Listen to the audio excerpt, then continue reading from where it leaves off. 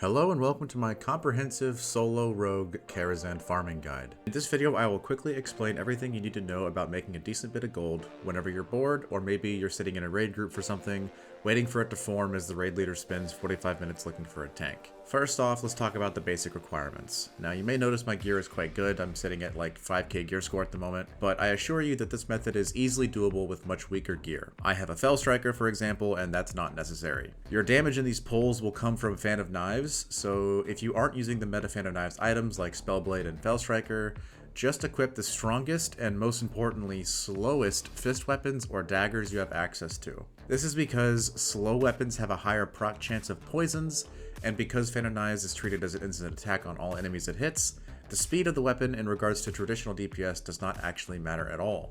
So anyways, once you have your weapons sorted, let's talk about your talents. Here are the talents I am using. It's not really important to explain all the benefits of these talents right now. Just understand that these talents are optimized to give you the greatest amount of energy regeneration while in a large AoE pull, while also maximizing our Fan of Knives damage. And here are the glyphs we are using. It's also important to talk about our vital cooldowns, as this will ensure your success when used properly.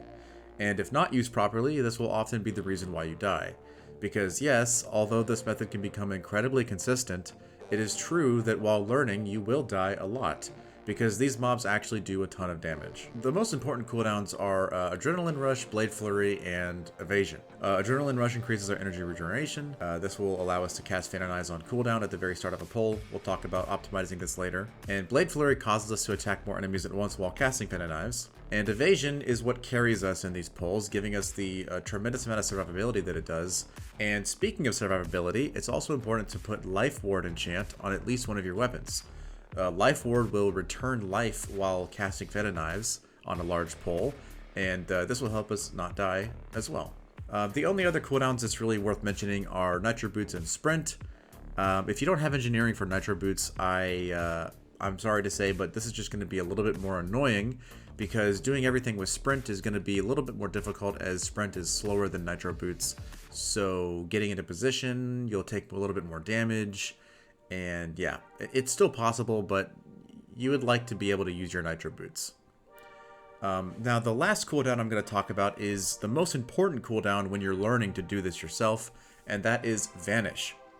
Eventually, you won't ever really need to use Vanish once you got it down, but in the beginning, when you're learning and you screw up the pull, or there's like a few enemies remaining and you don't know what to do because they're not dying, just go ahead and hit Vanish. It's always best to use Vanish to reset the pull and wait for your cooldowns than it is to walk back, pay the repair bill, and redo your food buff and all that. It's better to just vanish and reset than die. But before you hit Vanish, make sure you hit Cloak, because a lot of these mobs will put like a damage over time effect on you that will break your stealth when you hit Vanish, so you want to hit Cloak to purge that first and then Vanish. Alright, so let's talk about getting to Karazhan. Before you get there, you're going to want to do a few things, which is be in a raid group. The easiest way to get into a raid group is to simply have a friend invite one of your alt characters to a party, and then join that party on your rogue or whatever. Pass lead to your rogue, convert the group to a raid, and then kick whoever's helping you out. So it's just you and your alt character and the raid. Your alt will be offline, but that doesn't matter. As long as you're in a raid, technically, you can enter Karazhan. It's also good for you to set the loot to free-for-all, so that you don't have to actually hit the greed button on all the greens and blues and whatnot. So now that you're in a raid group, and you're actually able to zone into Karazhan, it's also important that you get your inventory set up before you actually head out. And this means basically just bring yourself a stack of instant poisons, bring yourself a portable mailbox, bring yourself food buff and flasks. If you want to use those, you don't have to. And make sure you have plenty of free space. Like, I'm talking 50 slots minimum if you're going to be doing like 4 or 5 runs of this, because there are a lot of items you're going to be picking up, and you don't ever want to get into a situation where you can't pick up anything else and you're like halfway through them. You want to be able to grab everything and bring it out. The reason why I said mailbox, and one more reason why you need to have engineering, because if you don't it's going to be a little bit more annoying, is to mail all the BOE items you get to another character. What I do is I mail it to my warlock that I have enchanting on, and I just simply disenchant all the BOEs. You could also just, of course, sell them on the auction house, because it's technically more profit that way, but it'll take longer for those to sell. I just disenchant them to enchanting mats, and those end up selling really well. So that's what I do. Basically, those two options, like selling it on the auction house or disenchanting it, is going to be way more profit than if you don't have engineering and you just decide to sell the greens to a vendor. You know, in the end, that'll be way less profit. So anyways, we're actually ready now that we have our inventory set up and we're in a raid group. You're actually ready to get started. So the best way to actually get there is to ask a mage to port you to Stonard and then just travel on mount to Karazhan. It's not very far. It'll take you like a minute and a half or 2 minutes to get there. Make sure you tip the mage, and before you go, ask the mage for a table, because there's going to be a lot of downtime in between pulls, and having mage food is nice to get yourself back to full health. So once you arrive at Karazhan, if you don't have the key, you can lockpick the front gate if you have lockpick leveled up. If you don't have lockpick leveled up and you don't have the key, you can actually slip behind the back. There's a funny little hole in the ground that you can slip into. However, you can't do this on every character. Only certain player models can actually fit through this crack. And I don't know which ones can or can't. All I know is that I'm an orc and it works on my orc. So if you unfortunately are playing the wrong character and you don't have the key and you don't have lockpicking, then you're kind of just screwed. On my server, at least, there's a lot of players that will come in and out of here at any given moment because this is a pretty popular thing. So you could simply just wait for somebody to open the door, but you know, it's way better if you just go ahead and level lockpicking so you can easily lockpick the front gate if you need to. So now that we're inside, we're going to talk about each pull that I do in detail. I'm going to give you exactly what to do.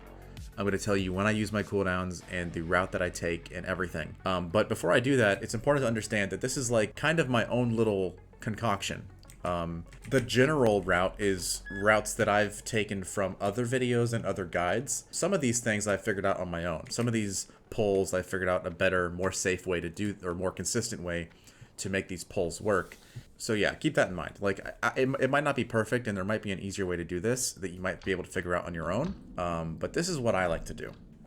So for the very first pull, I will go stealth and stand in the middle of the room here so that I'm in range of all three of the packs around me to hit them with a single cast of Fan of Knives. And then I will target the enemy you see me targeting here. And then the pull is as simple as throwing your throw weapon to the pack in the back left, and then targeting an enemy in the pack on the back right, and using your throw weapon as soon as you're able to, and then casting Fan of Knives once, turning around, activating your Nitro boots, running into both of the two packs behind you, and then turning and running down the stairs with Nitro boots, getting behind one of these corners here, and then you start popping your cooldowns and spamming your Fan of Knives.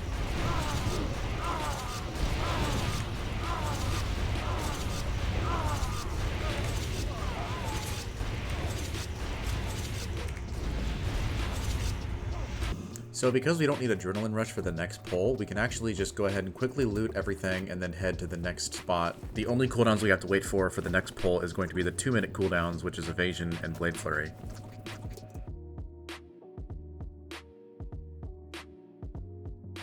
So when you get to this Phantom Valet, you actually have to go stealth and distract her to the left and walk behind her.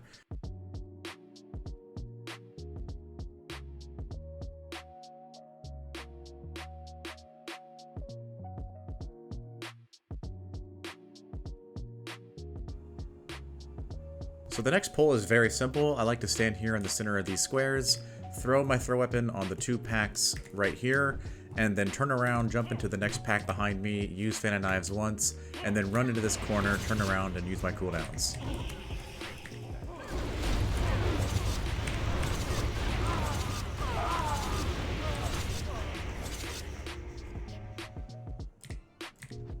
So because we have to wait for our cooldowns once again, this is a good time to craft heavy netherweave bandages. In case you don't know, it's actually more valuable for you to craft the bandages and then sell the bandages to a vendor than it is to sell the cloth, and or usually it's more valuable than just selling the cloth on the auction house.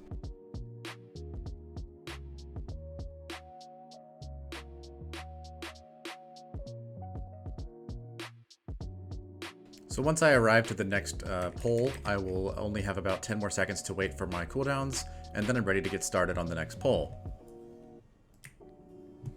So I position myself here between these two packs of enemies, and then I use my throw weapon on the far pack of enemies. I cast Fan of Knives, turn around, activate my boots, run to the other pack of enemies behind me, and then run into this hallway and get behind this corner and start using my cooldowns.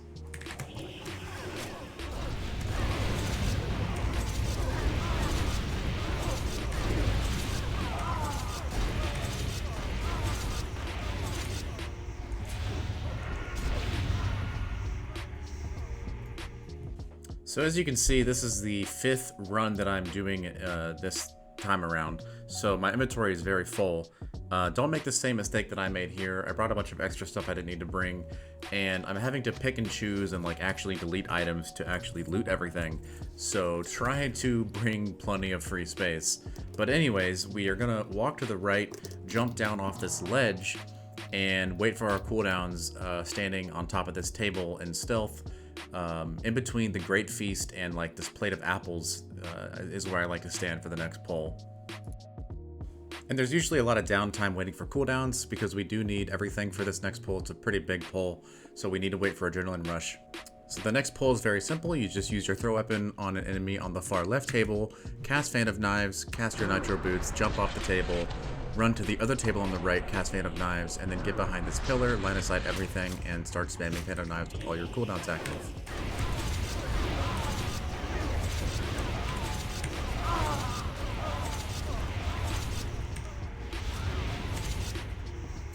And that is it. That is a total of 4 pulls with us using Adrenaline Rush on 3 of them. When it comes to waiting for cooldowns, it's about as efficient as you can get in terms of the amount of time for each run within the hour that you have for the instance cap. Basically, you just walk out of the instance at this point. You can just stealth and go to the right here. And as you can see, when I exit the instance, it'll be, I think, about 10 minutes on this run. So you can do this a total of 6 times an hour, with you resetting the instance 5 times, I believe, if you're very efficient and you actually get all 6 of them in.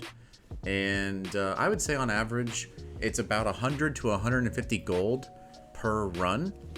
Most of the value comes from the gray items that you vendor, as well as all the BOE items that you end up disenchanting or auctioning or whatever. You can see that I did a total of, I only did 5 runs on this one, and I have a full inventory almost of green BOE items. So the only thing left to do after I vendor everything that's worth vendoring is drop a mailbox and send everything to my alt character, which I will then disenchant all the green BOE items. And occasionally you do get some good items that are worth listing on the auction house. So go ahead and do that. And then sell all the mats or whatever, and then log back into the rogue, and you should have a inventory that's cleared out and ready to keep going. I hope this was helpful. I hope you enjoyed watching. One problem I was having when I was learning this is that all the videos I watched about this, they didn't really go into too much detail about the specifics of the pulls themselves. So I really wanted to stress that on this video. I really wanted to make it pretty obvious, like, what you're supposed to do for each pull. And I also found a few methods that were different that I found to be more consistent on some of those pulls. So I hope it helped, and I hope you make some gold doing this. All it takes is maybe about 100 hours of grinding this method, and you can finally put a minimum bid on an Algalon item from a GDKP. So good luck with that, and yeah, thanks for watching.